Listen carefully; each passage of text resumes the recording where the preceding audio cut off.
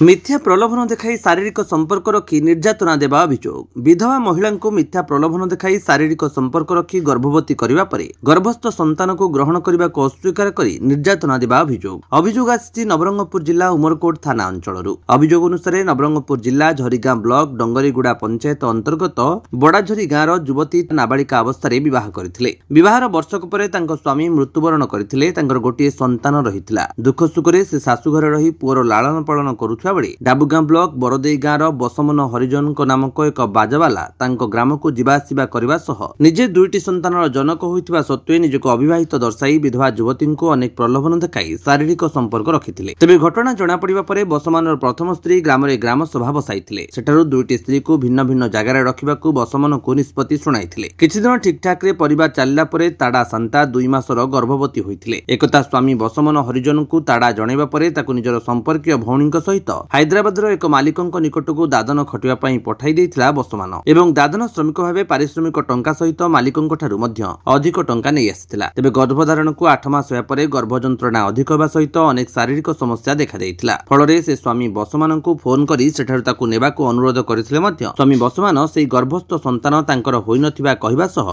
अन्य काहा सह शारीरिक संपर्क रखी गर्भवती होइतिबारु तांको ग्रहण करबाकू मना कर देइथिला। जाहाकू नै पीड़िता नवरंगपुर स्थित मातृ आश्रय आश्रम रे अध्यक्षा कादम्बिनी त्रिपाठी को आश्रय नहीं जहाकू नहीं आज मातृ आश्रय आश्रम तरफ एक सांबादिक सम्मेलन कर युवती को न्याय देवा सह स्वामी बसमन को उचित दंड देवा दाबी एवं एने उमरकोट थाना रे पीड़ित तरफ लिखित अभियोग करा। अभियोगर गोटे दिन पर बसमन हरिजन को उमरकोट पुलिस गिरफ्त कर कोर्ट चालान करिथिबा उमरकोट थाना अधिकारी रमाकांत साहू सूचना दैछन्ति। देखंतु गोटे विधवा महिला जे कि नाबालिका बयस रे बाहा आइथिला तार गोटे पुओटे अछि से महिला को गोटे बसमन हरिजन कहीकि गोटे ढलकिया जो गाँव में नाट शिखेबा जाइथिला सेठारु से ताकू प्रतारणा करिकि ता सहित विभिन्न छल तार अनिच्छा सत्वे ता सहित शारीरिक संपर्क रखी ताकू धर्षण करिकि ताकू माने मिछ कथा कहीकि से मो बाहा हेई नै कहीकि ताकू जेतेबेले ताकू प्रतारणा कला आमे आज उमरकोट रे एफआईआर दबु।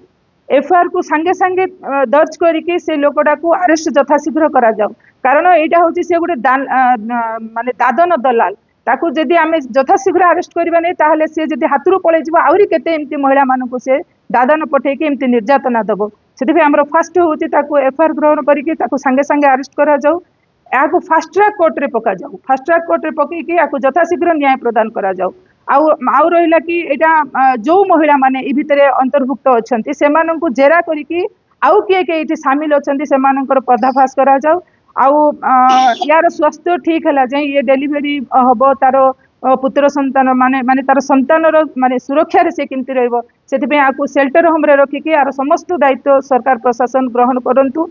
आर जो छुआटा जन्म हबो ये टिके बड़ होला पर्यंत तार समस्त खर्च प्रशासन बहन करंतु। आउ कलेक्टर को अनुरोध रहिबो रेड क्रॉस थ्रू रु आकु किछि आर्थिक साहाय्य मिसे जगै दिया जाऊ।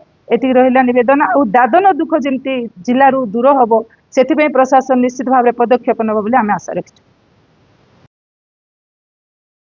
मो विधवा हे गली घरे आइबार एंती सब बेले घरे आइबार तापरे एंती सेंती सब बेले घरे आसिकिना मत फोन रे के नंबर दे दिले मत मो सहित कथा ले एंती सेंती तापरे मो पाई आइबो केंती एंती सेंती कहला रु मु आसीबि नाइ तू तो अलग कास्ट लोक मु भी अलग कास्ट लोक मु आसीबि मो पाई न आसी तुमको मु मारी देबी एंती सेंती मते डरेरा मु पड़ेली तांको गलारू सी नेला मो माई कि नाही किछि नाही मो स्त्री छुआ कि किए नहांती एंती टोकिना मते नेला तापर एंती अजंतर खला प्रेग्नेंट गोटे बरस हेलिनी तांको जाइकिना तापर प्रेग्नेंट हेला रु कहला मु प्रेग्नेंट हेची 2 मास हेची कहली जीवी नाइ काम जा कहला 2 जण कहले गलार मु जानली स्त्री अछि बड़ी हिना गलार जानली स्त्री अछि बड़ी हिना तापरे गोटे बरस हेला कहला तू काम रे जाइंती सेंती कहले घर बांधिबु एंती सेंती केते कहला सेंती कहला रु मारी भी एंती मु जीवी नाइ प्रेग्नेंट अछि कहला रु काहा को कहबु नाइ तू काम जा 3 मास ताइना आसीबु एंती सेंती कहला कोन चाहबो किछि चाहू नै मु कोन करबी प्रेग्नेंट अछि एबे मते निसो रे घर जीव फाइ भी देला नाइ हैदराबाद पठाइला पैसा खाइला मोर फेरे भी कथा हैला नाइ घरे आइबा फाइ देला नाइ मारी भी एंती सेंती कहला पैसा न पठाइले एंती सेंती कहला थानाରେ केस କରିବି ମୋତେ ଦିଆଯାଉ କଠୋର କଠୋର ଦଣ୍ଡ ଦିଆଯାଉ। ବହୁତ ମୋତେ ହଇରାଣ କରି ଆଜ୍ଞା ବହୁତ ଜାତି ବୁଡ଼ିକି ନେପାରିକି ଭଲ ଏମିତି ମୋ ପାଟରେ ନାହିଁ ଏମିତି ସେମିତି କହୁଛି। ନବରଙ୍ଗପୁରରୁ ଗଗନ ଗନ୍ତାୟତଙ୍କ ରିପୋର୍ଟ, ବିଶ୍ୱ ବିଜୟ ନ୍ୟୁଜ୍ ଓଡ଼ିଶା।